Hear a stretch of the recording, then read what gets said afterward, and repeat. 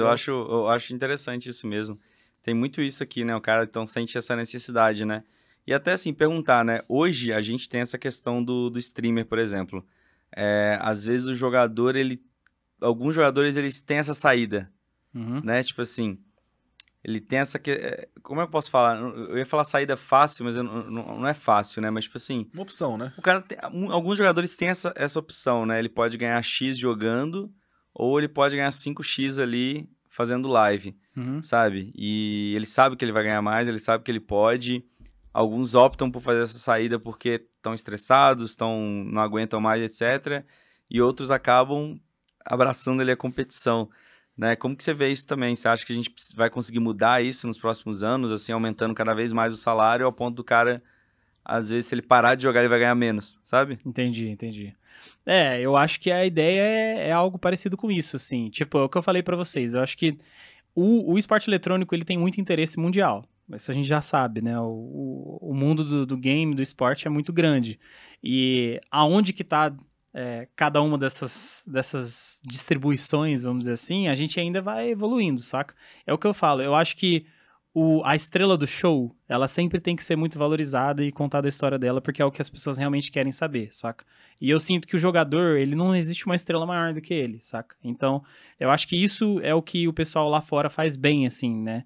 Acho que o futebol aqui também faz um pouco disso, né? Faz bem, mas a nossa cultura de esporte ainda não é tão boa quanto lá fora, né? E eu dou bastante exemplo... De business no esporte, talvez, né? Business. Não do esporte, mas do business de volta, né? Você deve ter visto o podcast que eu vi também, que, tipo, o cara fala que lá na NBA, quando o cara entra, ele tem uma aula de educação financeira, ele tem uma aula de business, de empreendedorismo, enfim, um monte de coisa.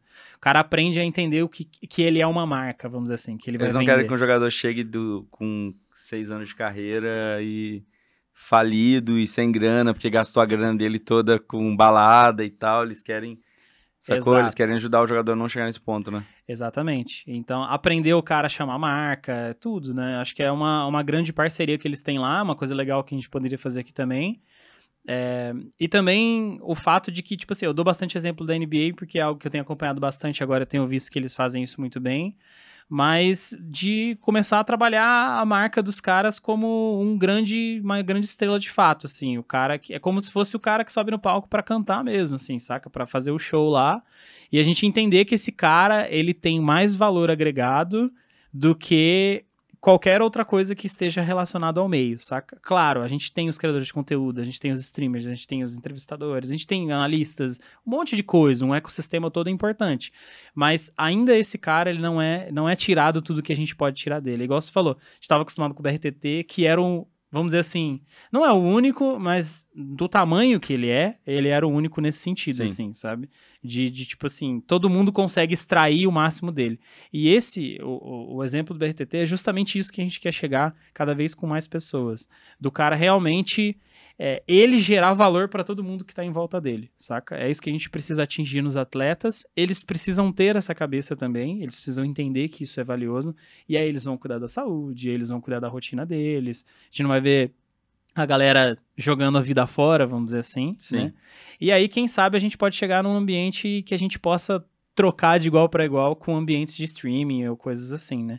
Que hoje em dia, igual você falou, a plataforma de streaming é a televisão, basicamente, né? Da internet, é a nova televisão.